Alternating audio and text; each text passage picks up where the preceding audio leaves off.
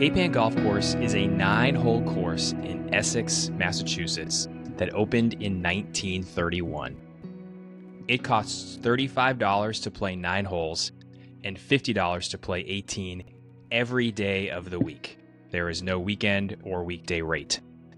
Juniors under 18 pay their age to play 9 holes, and they pay their age plus half their age for 18. So an 18-year-old would pay $18 for 9 and then $27 if they wanted to play 18 holes. The course measures 5,844 yards from the tips. The land was once a dairy farm. However, when a lightning storm set fire to the barn and all the livestock were lost, owners James Stavros and James Thanos hired Skip Wogan, the golf pro at Essex and a Donald Ross protege, to build a course on the land. This was done in the height of the Depression when the course opened. Over the last 93 years, the Stavros family has run the golf course. James Stavros opened it. His son George Stavros joined the business in 1953 and took it over completely from the 1970s to 2014. Now, George's son Jim and his wife, along with their sons and Jim's brother, run the business. Cape Ann is a delightful 9-hole golf course set out on the marshes and overlooking Ipswich Bay. Of the 9 holes on the course, 6 have views of the marsh and 4 of them play along the edges of it.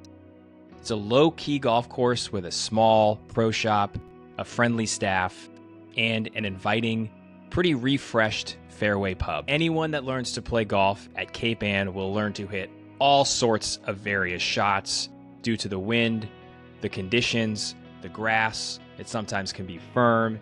It can also be soft given the marsh. The views of the marsh are outstanding, and the golf course is usually open year-round. So if you're itching to play, you can always head up to Essex and check out Cape Ann. Usually in the summer, especially in July, the greenheads can be pretty nasty, so it's worth checking that part out if you are interested in playing at some point in the summer. The golf course is also rough around the edges. It's a public 9-hole golf course.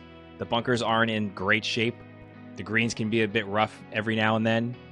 The 7th hole is a polarizing topic. It's a long par 3. The green sticks out into the marsh and requires an impossibly accurate shot to a tiny sloped green. The blue tees, the tips, can stretch to as far as 250 yards. My favorite hole on the golf course is probably a lot of people's favorite hole. It's the 4th. The 4th hole is really the first time you get a full view of the marsh and the water. You're up high on the tee box. But it's not just the view that makes this a good hole. It is a well-designed, interesting, thrilling hole to play. When it's firm and fast, balls can tumble down the sloped fairway.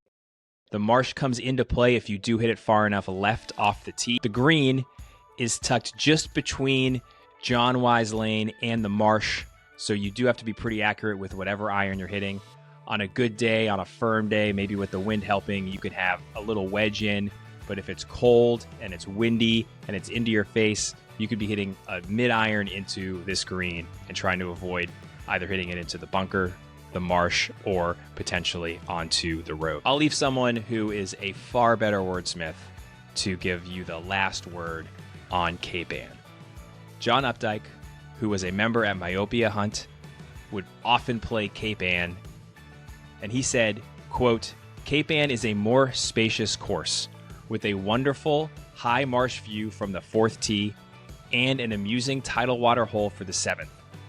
It's actually been improved since I began to play it 45 years ago, though the same family runs it. A nice, low-pressure venue. I had my best round ever there, 38 on the first 9, and par 35 on the second for a sparkling 73. I'm not sure I ever broke 80 again."